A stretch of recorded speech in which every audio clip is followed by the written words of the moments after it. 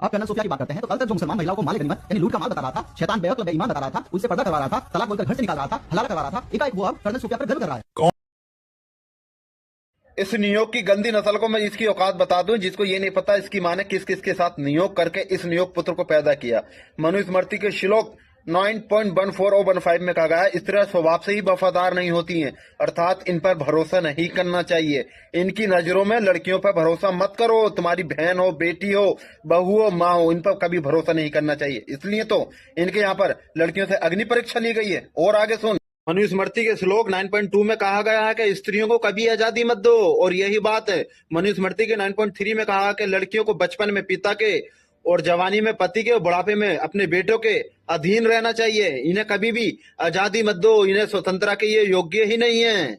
मनुस्मृति के श्लोक 5:154 में कहा गया, अगर पति में कोई गुण ना हो, चरित्रहीन हो, कैरेक्टर लेस हो, कोई भी अच्छाई ना हो, फिर भी लड़की को चाहिए कि वो अपने पति को देवता के रूप में पूजे। मतलब अगर शराबी है, जुआरी है, मारता है, पीटता है, फिर भी लड़की का धर्म है कि वो अपने पति को देवता के रूप में पूजे। और उस लड़की को पूजना ही पड़ेगा, क्योंकि तुम्हारे यहाँ डिवोर्स का सिस्टम ही नहीं है, ताकि लड़की डिवोर्स लेके अपनी जिंदगी बचा सके।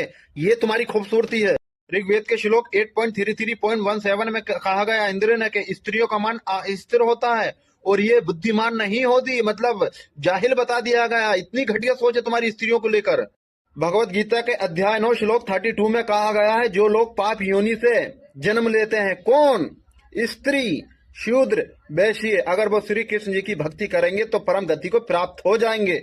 और तू साला नियोग पुत्र चला हमें ज्ञान देना। और बाकी नारी शुद्धिकरण, देवदासी प्रथा और औरतों का बदन ढकने पर टैक्स लेना, और सबसे खूबसूरत रस्म नियोग, जिसमें एक लड़की को बिना शादी के गैर मर्दों के साथ सुहागरात मनाकर बच्चा पैदा करना पड़ता है, जैसे तेरी माँ ने तुझे पैदा किया है। और साले जाहिल, तू हमें चला है ज्ञान देने औरतों के हक के बारे में। अगर मैंने तेरी सारी डिटेल बता दी तो तू अफसोस करेगा कि तू पैदा हुआ कहाँ। और सुन, जिस बुरके वाली पे तू ज्ञान दे रहा था ना, दुनिया की पहली यूनिवर्सिटी उस बुरके वाली नहीं बनाई थी, जिसमें आज लड़कियां पढ़ लिख कर प्राउड फील करती हैं। और तेरे धर्म की लड़कियों को अगर पढ़ने लिखने का हक किसी ने दिया है तो वो सिर्फ और सिर्फ एक बंदे की वजह से। उस लेजेंड का नाम है डॉक्टर भीमराव अंबेडकर। इस्लाम ने मुस्लिम लड़की हो या लड़का हो, सब पे एजुकेशन को कंपलसरी कर दिया। तेरा यहाँ नहीं कि औरतों को कभी आजादी मत दो, औरतों की बुद्धि कम होती है, औरतें भरोसे के लायक ही नहीं होती हैं। समझा जाहिल?